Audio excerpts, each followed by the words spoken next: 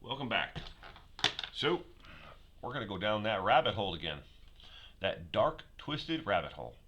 We're going to take a look at the Lori Vallow case again. Lori Vallow, Chad Daybell, and the players in this case, and just how many twists and turns this case has taken. It never ends. The more we find out about it, the more we are shocked that these people exist in the world. Let us not forget, there are 4 people who have died who are close to this case that we know of for sure. Charles Vallow, shot and killed by Lori's brother. Tammy Daybell, Chad Daybell's wife at the time.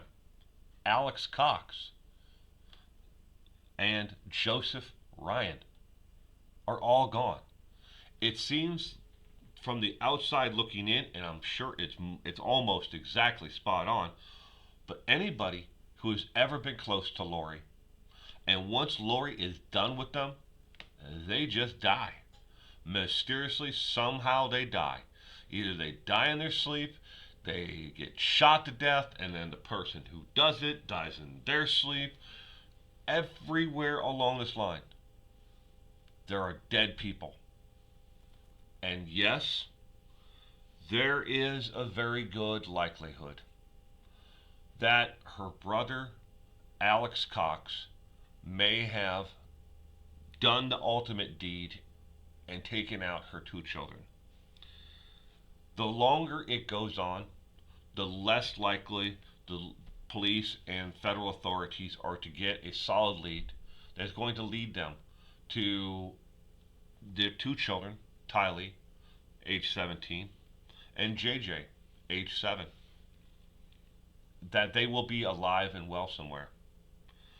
But let's take a look at where the case is turned this week and what is new.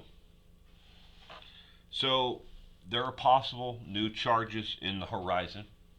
As we talked about before, the state of Arizona has been looking into the death and the homicide of Charles Vallow and looking to see if Lori and the communications between Lori and Alex is more of the premeditated, that she, set this entire thing up, because it's a very suspicious. Okay, give you a background on this.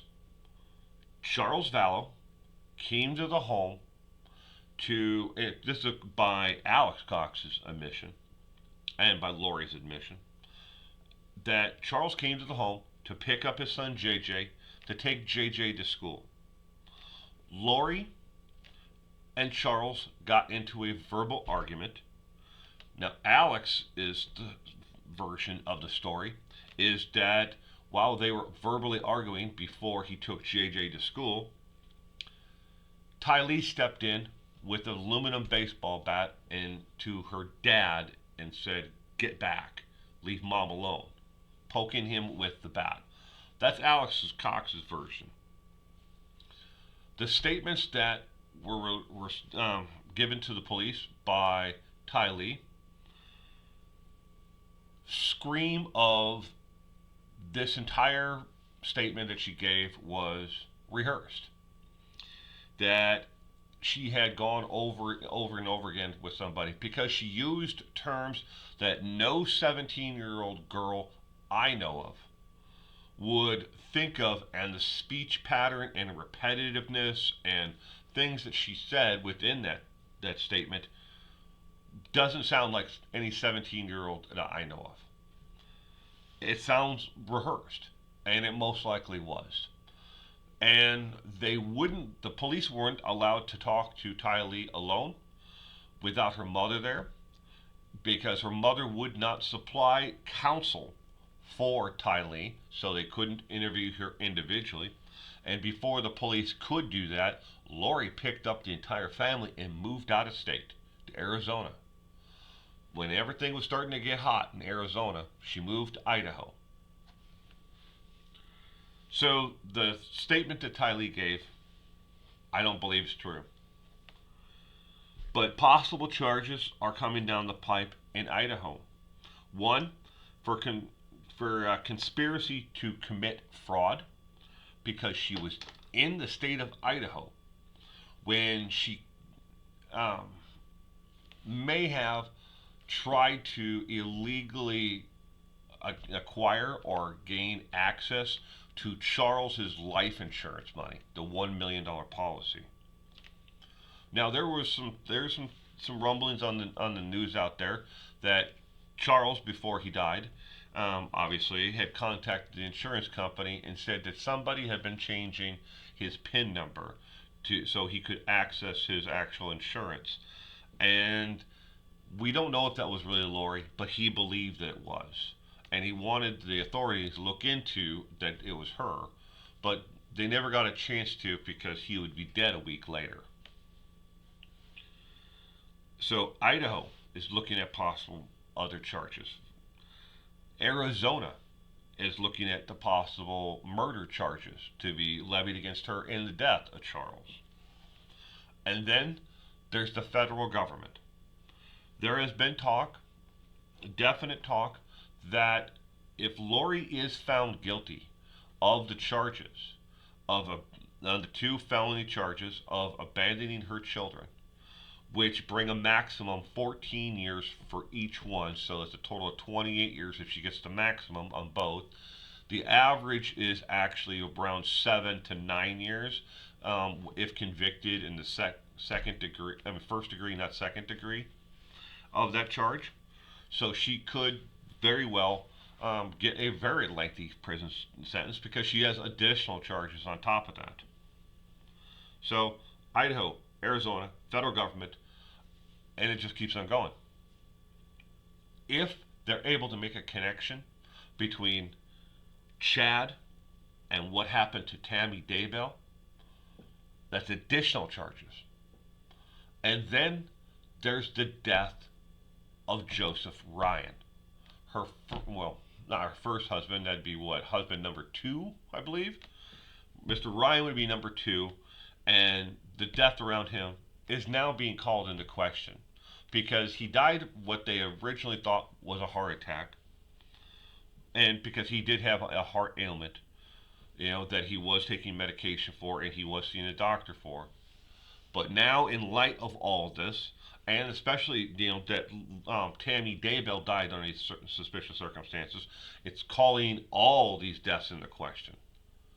And again, we still don't know where Tylee and JJ are. Alive or not. We don't know. So moving on. Mr. Means, her attorney, there in Idaho, has asked the court. Now, this case may be addressed Friday, or it could be moved off. It was supposed to be last week. They reset it for this coming Friday, and they could move it off even farther. But Mr. Means is asking for her to be released on her own recognizance, or have her bail lowered to a reasonable amount. And his reasonable amount last time was $10,000. So you can assume that he's going to ask for, if they're not going to release her on her own recognizance, lower the bail to $10,000.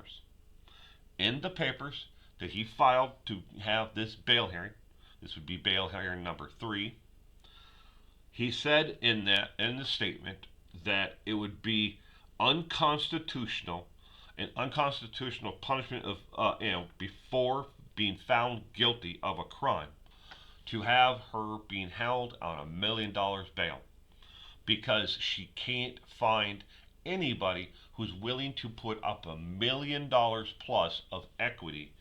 If something, it has to be security of $1 million equity in it. She can't find anybody. She can come up with the money, the cash, the 10%. She actually probably end up paying only about 8 to 9%, of that 10% that's normally required, because most attorneys there in the state of Idaho get a discount on the actual processing of that, so they only pay the client has to pay 8 to 9%. but still a good discount on $10,000, couple $1,000 off. They don't have a problem with that. Chad Daybell has that money. He could pay that, but he doesn't own anything at all in this world besides the house, and he doesn't have the house is not worth $1 million plus, and he has $1 million of equity in it. So he would have to put up his Rexburg home, and he would have to put up, find other people who have property, cars, homes, boats, planes, whatever they have, that is worth $1 million plus total, and has $1 million of equity in that actual tangible property. The Idaho State's Attorney's Office is taking over the prosecution of Lori Vallow.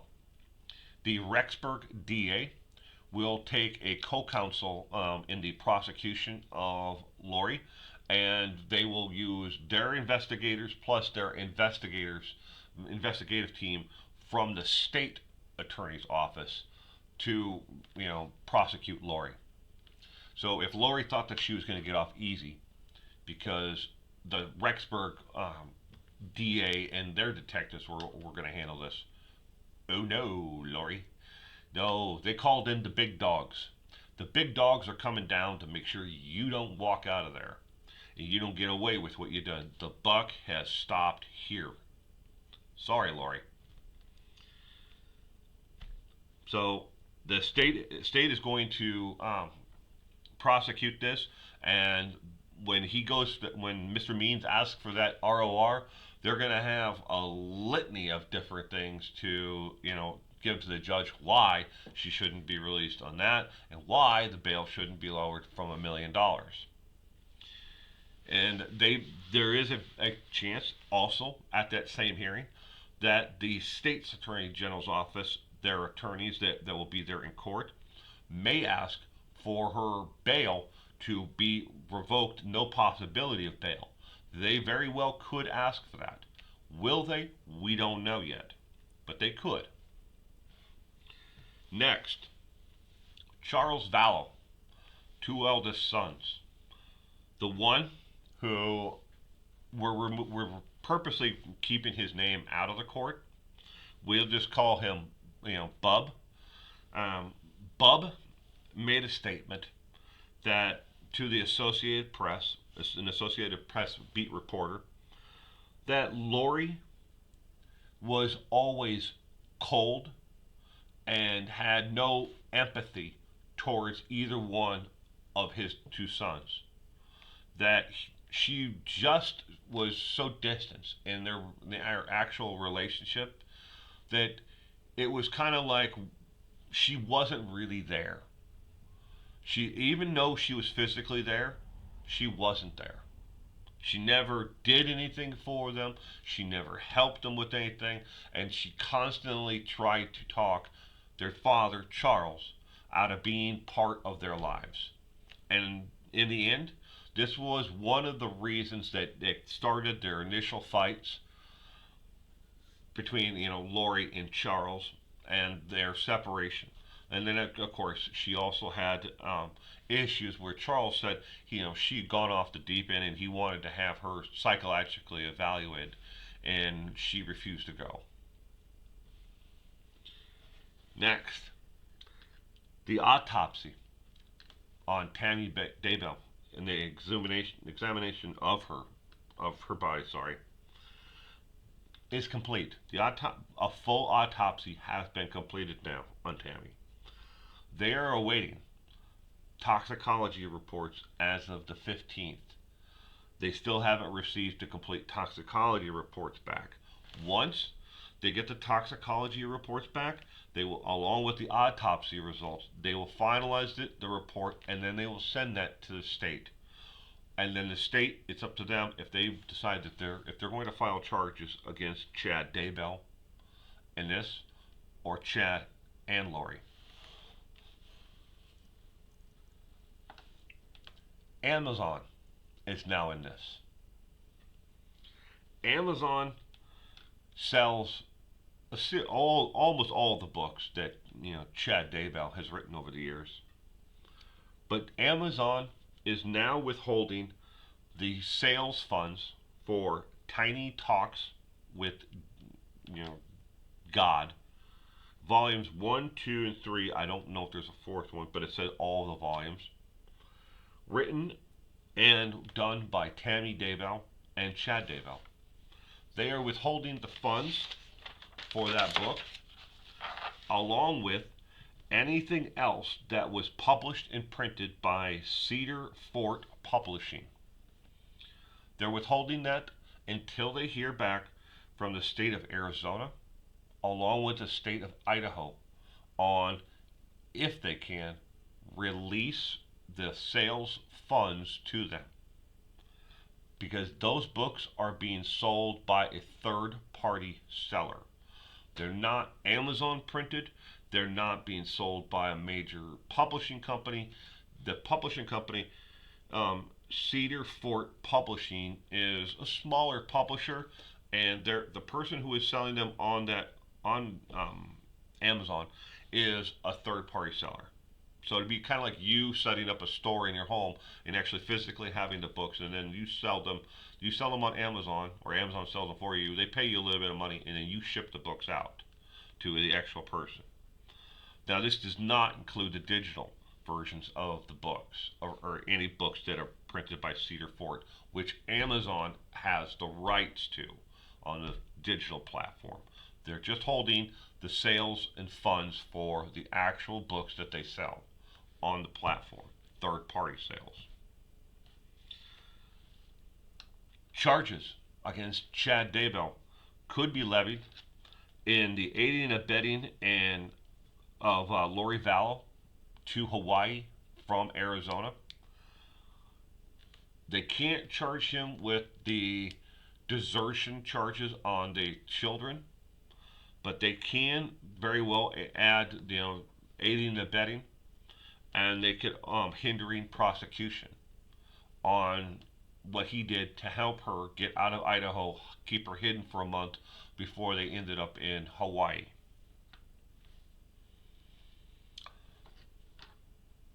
There has been some ramblings online about the biological mother of JJ, and in case you're not aware, JJ is not Lori Vallow's biological son.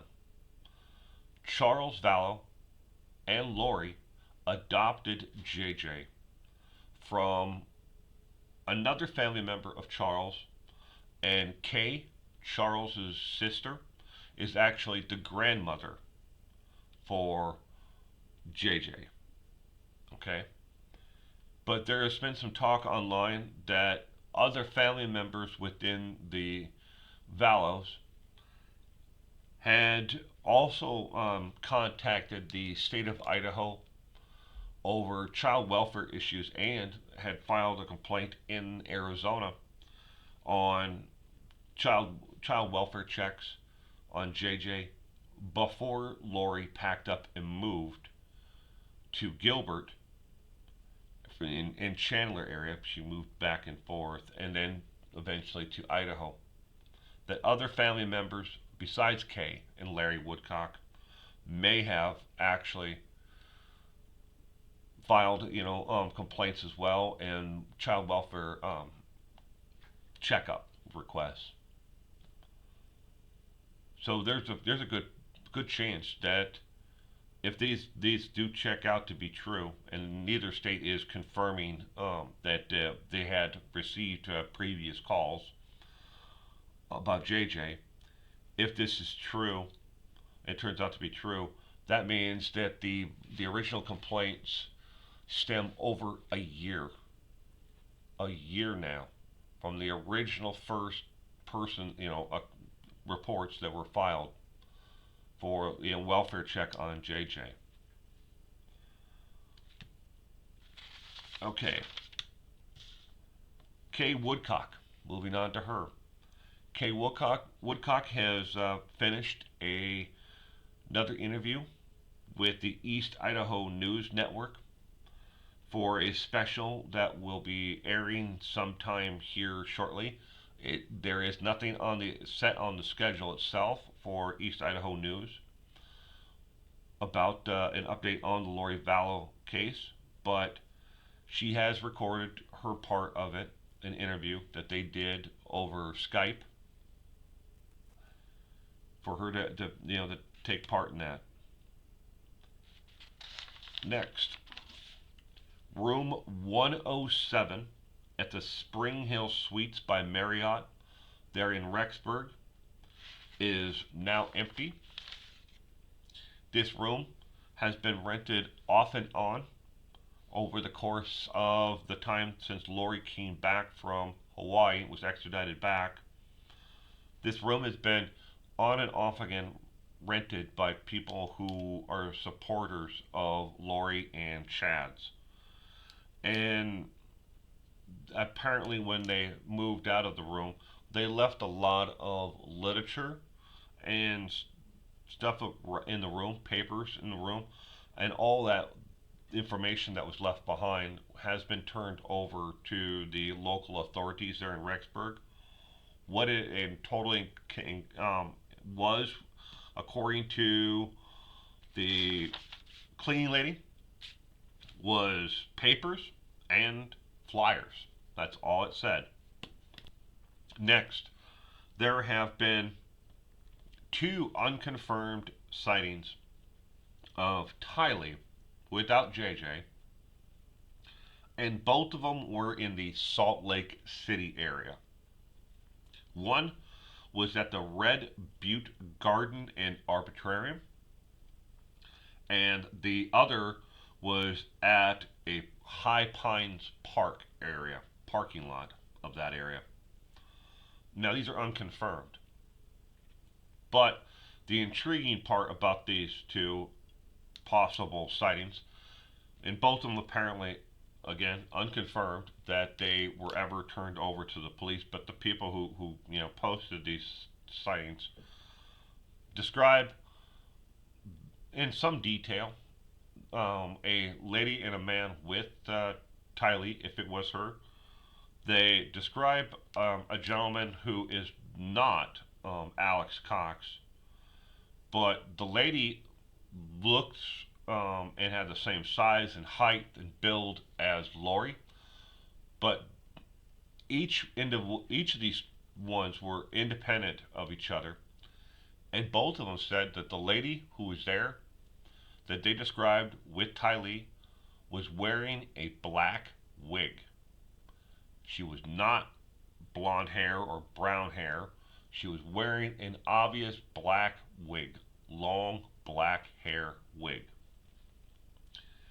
And that is an identifier between the two eyewitnesses who both saw her in this area and independent of each other. But again, it's not confirmed.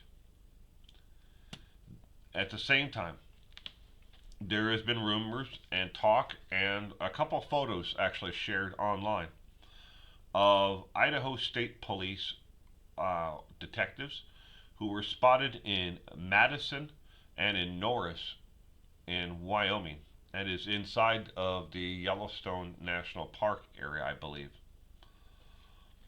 Now, there's no more information other than pictures of the actual, cars, the car there, and that there were detectives there, speaking with locals and people who worked in the area. It very well could have been just detectives from the state of Idaho following up leads that been called into tip lines into that area. There's not much known about that. And that little tidbit actually was reported to East Idaho News, and it was also reportedly given to the tip line for tips to be left for where's JJ and Tylee. So that's about it. That is about where the case is today. And if Lori gets her court date on Friday, we don't know if it will. And there's something else that we need to consider is the timeline. We're now in the month of April. We have May, June, July. 3 months. We have 3 months from now. Lori believes the world is coming to an end. July 20th, 2020. She believes the world is going to end. If Lori is remanded and held over, or she never is able to make bail, and they are able to go forward with a trial, because of COVID-19 and cases that were supposed to be happening right now, supposed to have been happening, a week ago, a month ago, have all been pushed back. Lori's case is coming after them. If they get them done in an exponential manner, Lori will see her first possible court date come up at the end of May or the middle part of June. If there is no delays by the attorneys from either side and getting witnesses, speaking to witnesses, getting reports and everything else, and if everything works out tip-toppy shape, her actual trial date would start the second week of July. It could be pushed off to then, from the middle of June to actually July. If Lori does get out, what are the odds that she will actually ever show up for court? They pick a court date, start date of second week in July. Let's just say it's the 13th of July or whatever, doesn't matter. I don't know what day week that falls on. I'm just spitting out 14 days. If it starts in the second week of July and she believes that the world's going to end in 5 days, why would she go? Why would she ever show up for court? And if it goes that far, why would she ever want to tell anybody where the kids are? Because when she's dead and gone, no one's going to care. At least that's the way she thinks. She thinks that once she's dead and gone, and they've all ascended to the next level of consciousness, no one's going to know where JJ and Tylee went. And if Lori has an end game with her and her followers on July 20th, 2020, what would happen to Tylee and JJ if they were alive? If somebody was keeping them safe all this time, would they transport them to wherever she is or wherever she's going to possibly take her life and her followers are going to take their lives? Would they transport the children there and then have them murdered there if they're still alive? Is there any reason to keep the children in hiding if they're alive after that date? So again, 3 months. 90 days. We got 90 days to find these kids. It's more pressing now, and every day we move forward, that anybody who may have known something calls the tip line, tells the police what they may know, what they may have heard, anything at all. It could be as simple as you think you may have seen them at a gas station, outside of Idaho. Because there is no way, if they drove Charles's minivan or SUV to Wyoming, to Yellowstone, or if they took Lori's vehicle, her SUV, or if they took Cox's truck, they had to stop somewhere between their home there in Arizona and the actual entrance to Yellowstone Park. They had to. Somebody had to have seen them. They didn't just get up and vanish off the face of the earth. So, thank you again, everybody. And stay safe out there. And I will be seeing you again, either on Friday or before then, with an update on this case.